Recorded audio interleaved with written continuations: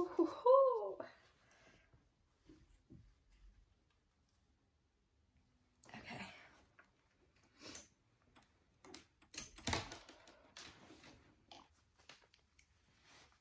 Hello everybody and welcome back to my channel. I hope you're all okay. Or welcome to my channel if you're like just coming. Today's video is going to be a very different one, and I'm actually like so nervous to film this.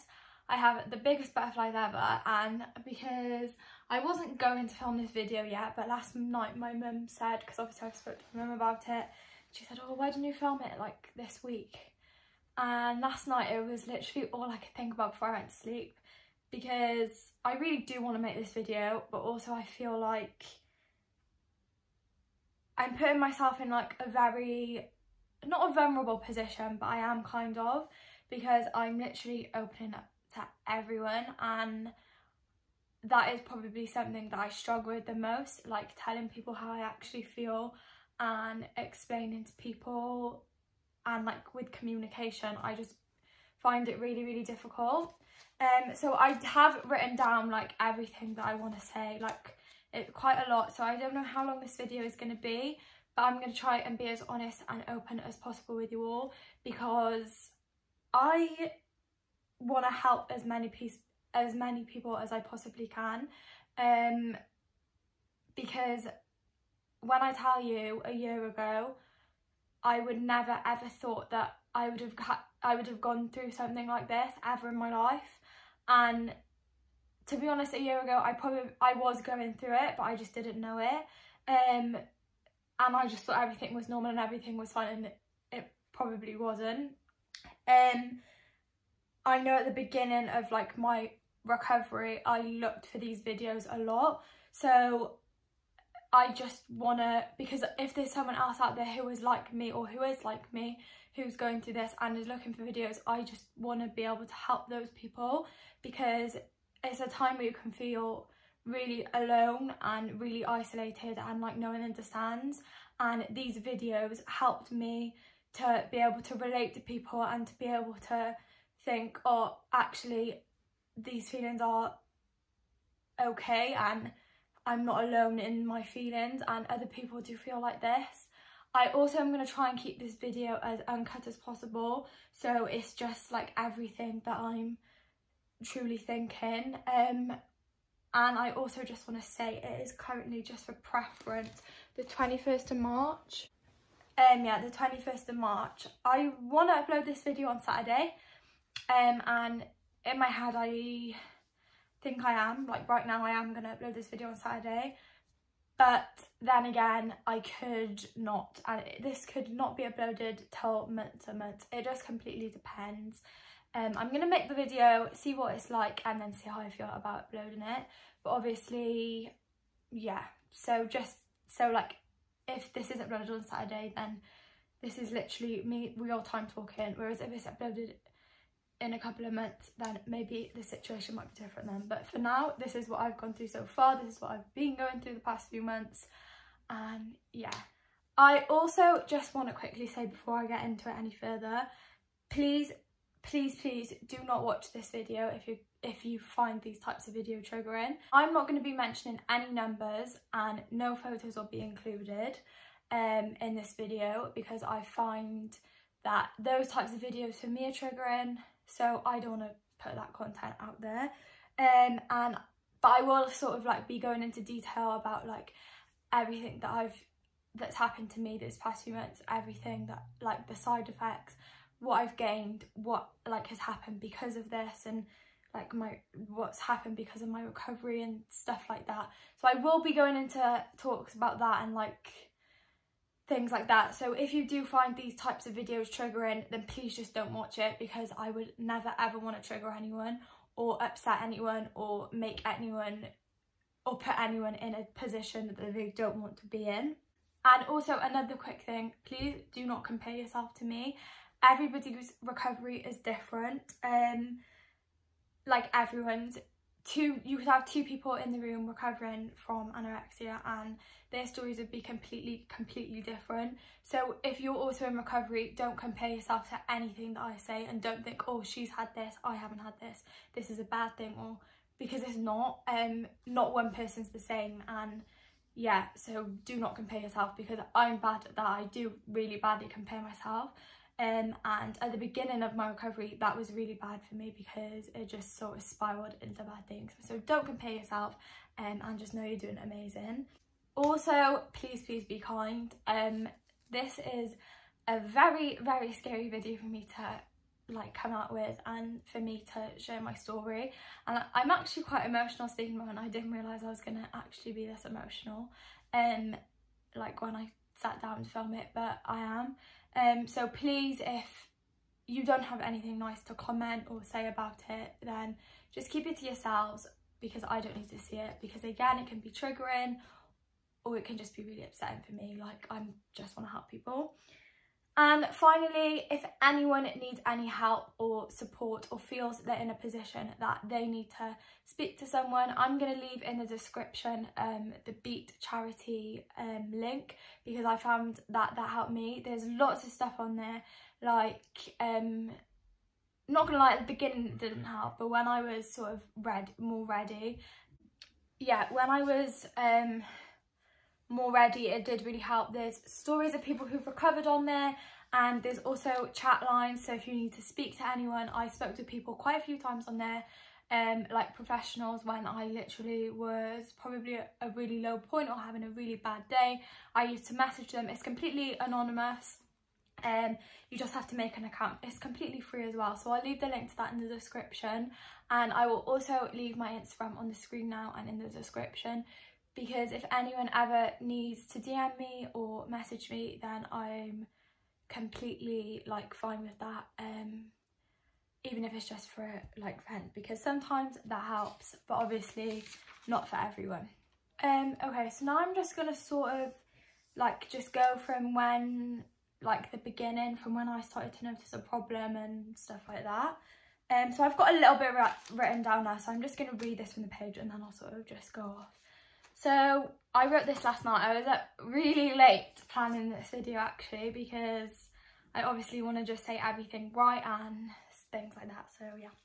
So I first noticed a problem with my, I want to say, relationship with food originally, in late August of 2020.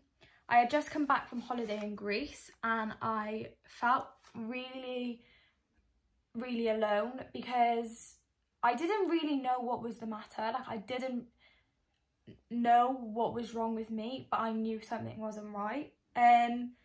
But on the outside, I had a huge smile and I was fine to everyone. Late August was sort of a really weird month. I was home for only a week in August, because then I went to Germany, and in Germany I had like a really amazing week. I was still enjoying things in life and enjoying my time with my family and friends, and I still wanted to see people, and I still wanted to go out, and I still was doing that. But then behind the scenes, and like when I actually used to come to bed, or when I used to sit down and think, I just felt really lonely and really sad all the time. And I noticed that food was, that's when I started to notice that, oh, actually my relationship with food has probably been bad for quite a long time now. And then as sort of we went into September and we went back to school, I continued to feel quite isolated, and I think probably it was because of the big jump. Like, when I sit back and think about it now and speak to different people about that, it was a big thing. And I do think, I don't know, and also I hadn't been in school. I'd done no schoolwork for like 6-7 months. I just left year 11, and yeah, so it was quite a big thing. I started to distance myself from everyone, all my friends. I didn't really see anyone for a good few weeks, and then that's when I really noticed like the obsession with counting my calories.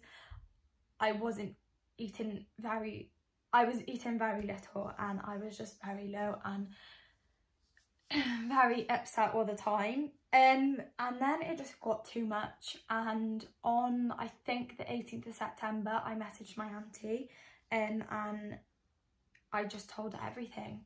I can actually get that message and I might read a little bit. I'm actually going to do that. Okay, so I'm going to, oh, there's something on my eye. I'm going to read the message that I sent to my auntie.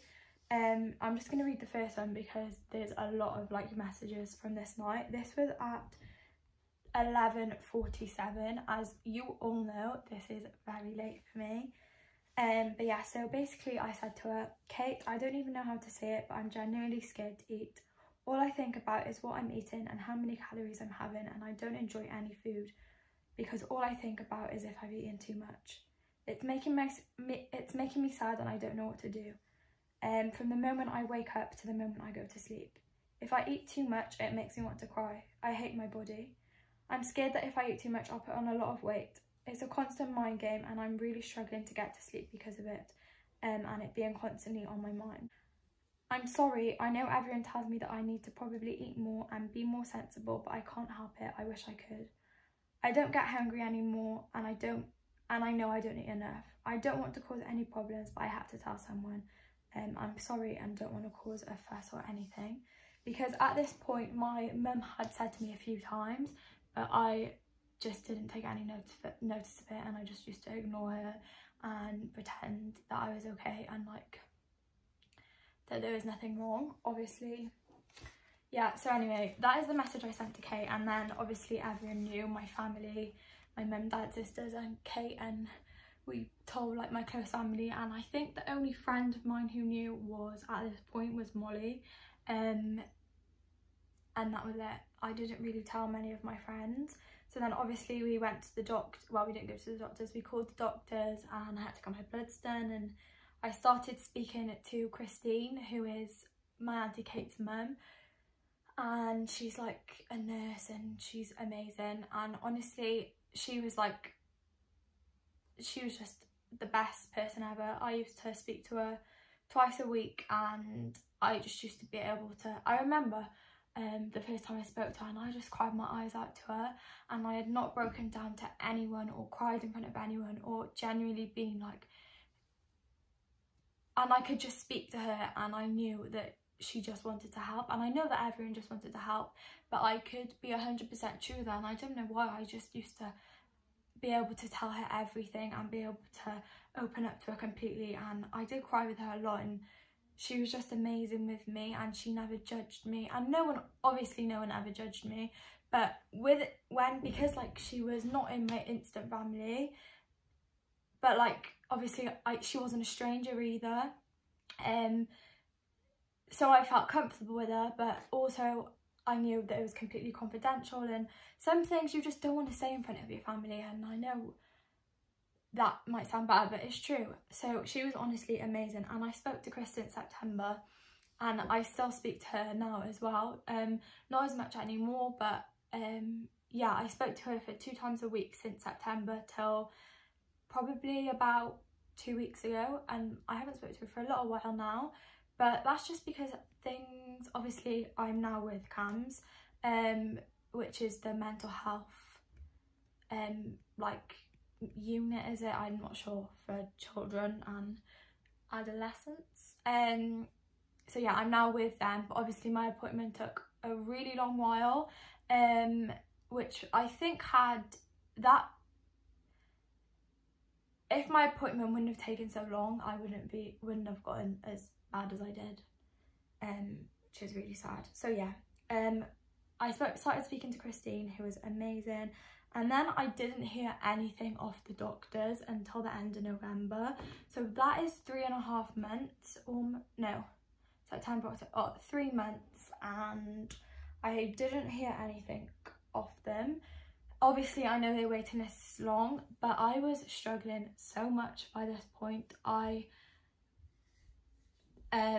was still obsessing over the calories and over my weight and everything like that, and the only person who I really told how I felt was probably Christine, but then I still think I was probably no, I think I was being completely truthfully honest with Christine, but it's still scary because I still knew that I was probably losing more and more weight. Well, I was, not probably, I was.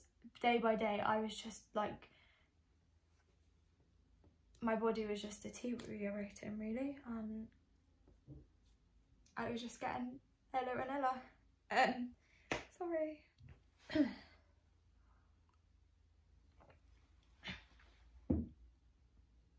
And then in about the first week of December, I went for more bloods and things like that, and and then obviously like things had gotten worse, so the doctors got back in touch with CAMHS, and I think I was bumped up the list, but I still had to wait. My first CAMHS appointment wasn't until February 1st, so that was still another 2 months. So over Christmas, I continued to get worse. I continued to be really low, and I distanced myself from my friends a lot. I did still used to go on like quite a lot of walks with my friends and stuff like that, but I don't think anyone knew how bad I was apart from the people in my house and my auntie and like my immediate family and Christine. I don't think anyone probably saw me. Like, hats off to my little sisters. Like, I cannot even tell you how amazing and strong they've been, because I was like, it was horrendous. But anyway, we'll get into that in a minute. But yeah, so over Christmas, it was just, I hated Christmas. I absolutely hated Christmas this year. I did try and have a nice time for my family, and we did have some really good moments, but I'm not gonna lie to you, it was really difficult, and I think it's probably gonna be a Christmas that not we'll want to forget, but we won't want to remember much of it. And then in January, I was very, very bad, really bad pace mentally, really, really ill. And I remember sometimes lying in bed and I used to think, I had really bad insomnia, like I didn't sleep. I still struggle with sleep now, but at that point I was literally pulling all-nighters. Like, I would not sleep. From the moment I tried to go to sleep, I would be up all night, and I would just be lying here thinking about things, and then I'd get so frustrated and angry and I just want to scream. It's literally like you're trapped. Like, I'd be lying here feeling so trapped, so ill, but so angry and so annoyed that I just used to think, get me out of this life. Like, this isn't, like, no, I'm not doing this anymore. My brain never stopped, never ever stopped. In that month of January,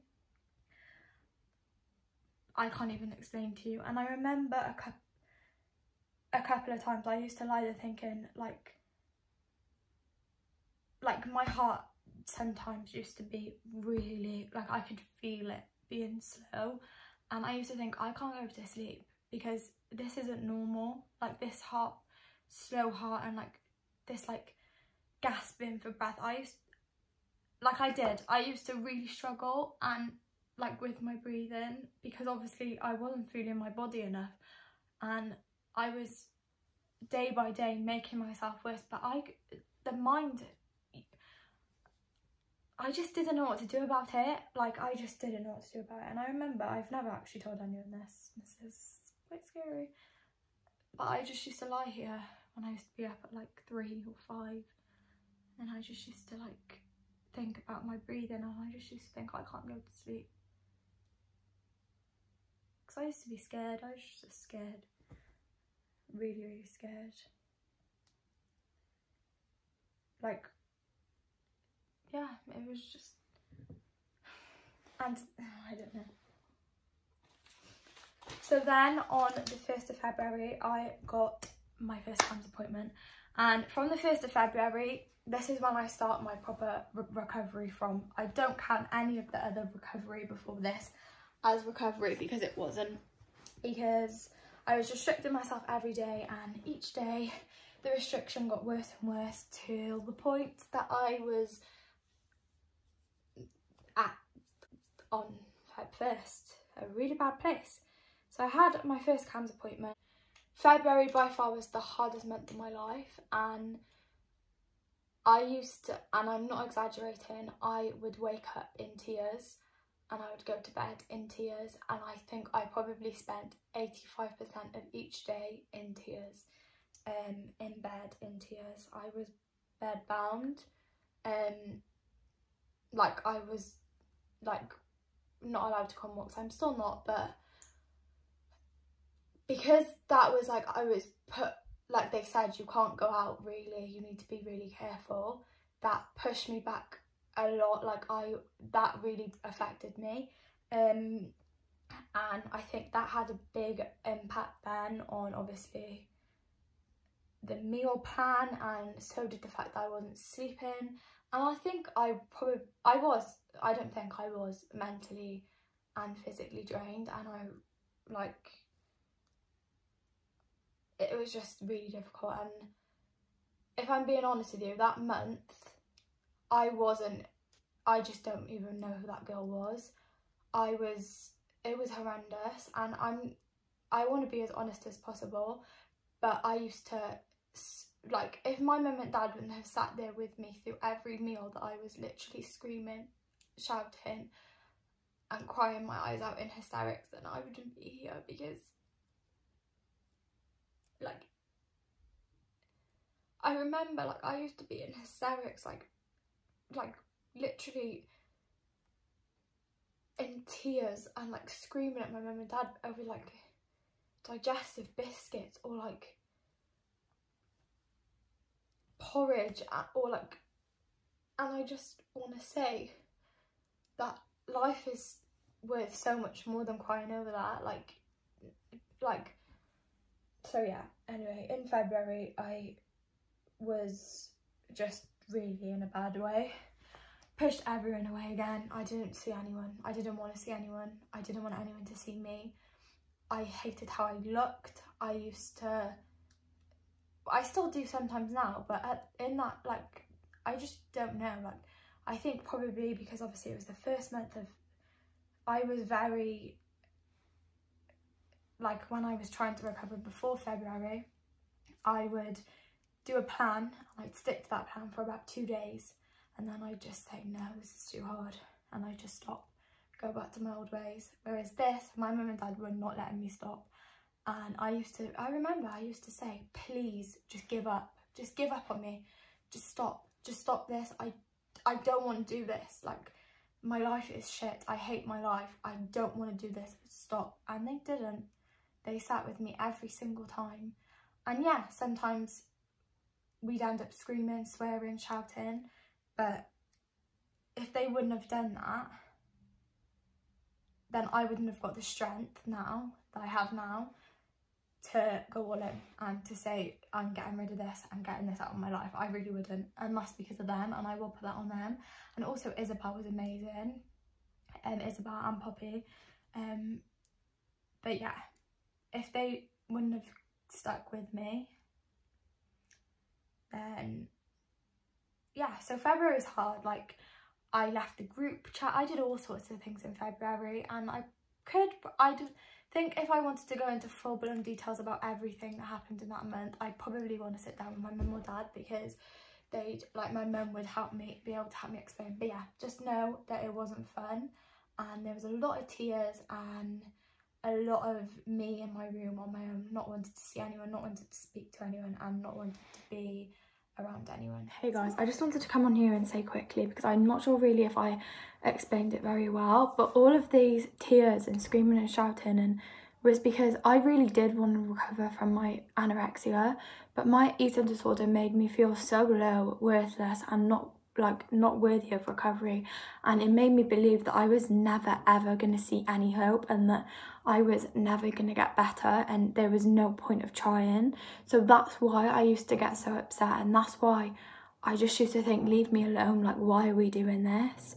Because that's what eating disorders do, that's what anorexia does. It makes you feel disgusting, it makes you hate life, it literally pulls away every little thing that you ever enjoyed and crushes it in front of your face, because it's lethal and it's not a nice thing.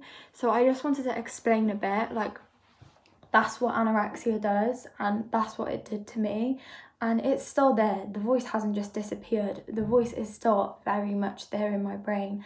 But now I just think I'm not going to let that win. And if anyone is in recovery, then please every day just tell yourself that. You are not going to let a voice in your head win. It's not going to happen, because life is worth so much more than that. So, like, honestly, like, it's hard, it's difficult, and like I said, that month of February, if my mum and dad wouldn't have sat with me every single day, every single meal time, every single time I had to have something to eat with me, then I wouldn't have done it, because I was going against everything that my anorexia was telling me to do. I was following a meal plan that really, it hated me for it, but deep down there was like a tiny little bit in me that knew I had to do it.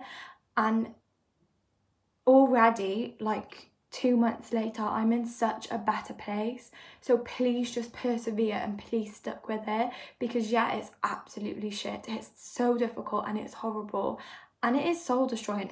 It's heartbreaking, but you've just got to stick with it and you've just got to persevere, because your life will be so much better in the other side. And then on the 1st of March, I remember it'd been a month since being in proper recovery, and I remember it was coming up to my nan's birthday, and it was really bothering me because my nan's favourite food was Chelsea buns, and she loved the Bacardi and Coke, and it was really, really bothering me that I wouldn't like be able to have a Chelsea bun on a birthday. But even though I didn't have a Chelsea bun, but anyway, it's bothering me. But anyway, that was bothering me, and I didn't tell anyone. And then I was just crying all day. And then after dinner time, I think, I can't remember what we had for dinner, but I was in bed again, like my head had gone. I was really upset, and my mum came upstairs to me and she said, "Rube, you're never going to recover if every time you have something to eat, you scream, shout and cry and come up and wail in your room like you are right now." And I think I probably told her to piss off, to be honest. I said, probably told her to get out of my room. But then I sat down and thought about it, and everything that people have said, like there's been comments and things that people have said that have had a big impact onto when I finally decided to make the decision that I did on this day, that had an effect on that and made me want to do that. But that comment just topped them all off, and I just said, I can't do this anymore. Like, I can't live my life like this anymore. My friends had all booked to go to Reading, and I couldn't think of anything worse at that point. And I just was thinking, when we get out of this lockdown, my friends are going to be living their best lives, and I'm going to be in bed crying over stupid things like food. So I spoke to Isabel, my sister, and I said, I want to go all in. I just said, I can't do this anymore. There's no way. I'm not doing it. Get me out of this life. I'm going all in. And I did. And from the 1st of March, I have been all in. And at the beginning, I'm not going to lie to you, my mum and dad were very sceptical, is that the word? We're like, oh, we don't really want you to, in case your head goes in a week. But I said, please just trust me, I'm going to do this. And I said, just please, just let me do it. And they did. And I can guarantee you it has been the best decision I have ever made in my entire life. For me, all in means going against everything my anorexia brain tells me to do, eating anything that I crave and anything that I want it, no restrictions on anything. So that means all the oil, all the butter, all the pasta, all the spaghetti bolognese, all the real cheese, all the takeaways, all the ice cream, all the cereal, all the Nutella, all the Kinders, everything, no restrictions on any of them. And I've done it for almost a month now. We're on week 4. This is the beginning of week 4, and I promise you, if you're and ahhing whether to do it, because it has been, like I said, the best decision ever. So whilst being all in, I have obviously eaten a lot of foods, a lot of foods that I hadn't eaten for a long time and I've craved for a long time, and it has been amazing. I've also gained a lot of weight, and I'm not going to lie about that. I have. I can see it in my face. I've got a double chin. I can tell I've gained weight, and I probably don't. My eating disorder head hates it, but I think it's pretty good. Gained my boobs back. Not going to lie. I didn't realise how, like, over the past 3 years, probably, how small they've gone. But they're back now. And I've also gained back my happiness. And I know I don't actually cringe at that, because that's true. I was unhappy for so long.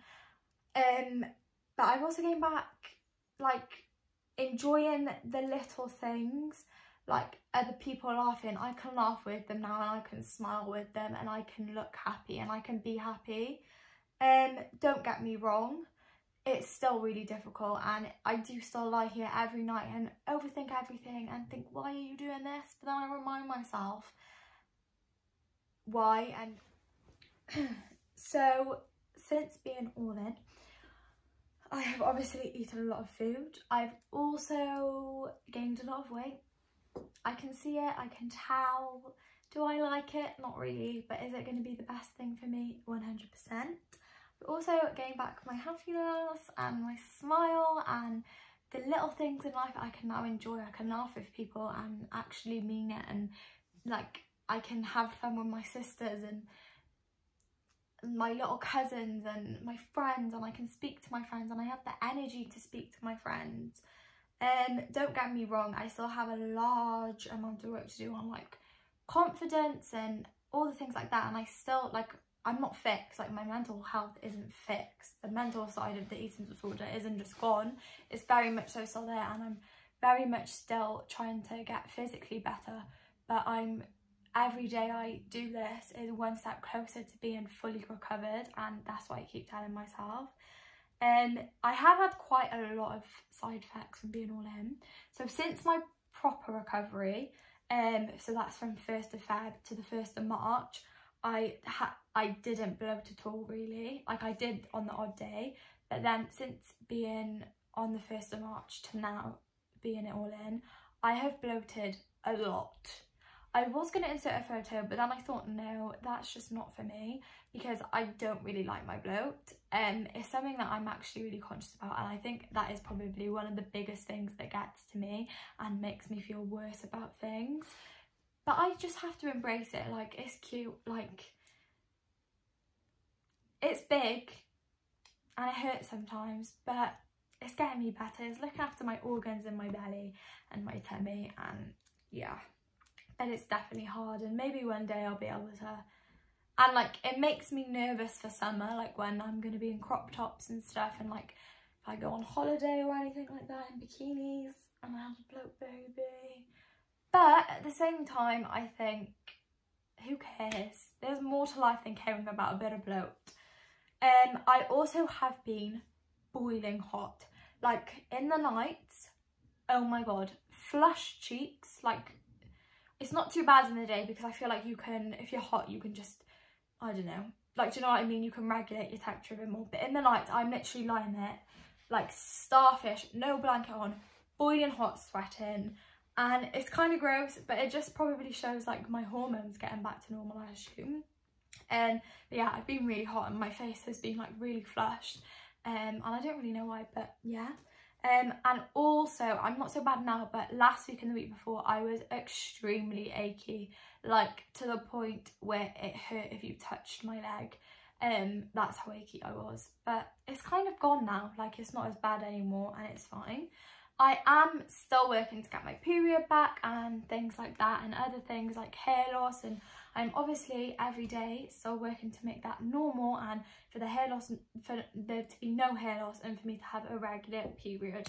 So fingers crossed that comes soon, because I'm going to throw a party for when that happens, because I'm not being funny. This has been too difficult to not throw a party for every little occasion. But although those things have happened, I've also had a load of good things that have also happened that completely weigh out the bad things. But to be honest, none of them things are even bad. It just shows that my body is getting back to the best way possible and the way it should be. So yeah, I have so much more energy. Like I can, again, like want to speak to people, want to speak to my friends, want to do things. My concentration is much better in school. I really struggled at the past, sort of probably since about December. I was just completely out of it in school. Like I just I couldn't concentrate, I couldn't do any of my work really properly. But now I can do it and concentrate, don't get me wrong. It hasn't made me want to do it anymore, but I can now, and like it's not as hard, and it doesn't take me 10 minutes to write like one paragraph. It can take me like 4.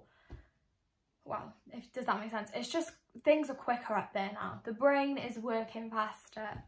I again want to see other people, want to see my family, want to play with my little cousins and sing and dance in the kitchen with Isabel and Poppy, and have a laugh with my mum, and do things that every other 16-year-old does. And I want to like see people and want to do things, and I'm so excited for the future. Like, oh my god, like this next year I'm gonna make it the best year ever.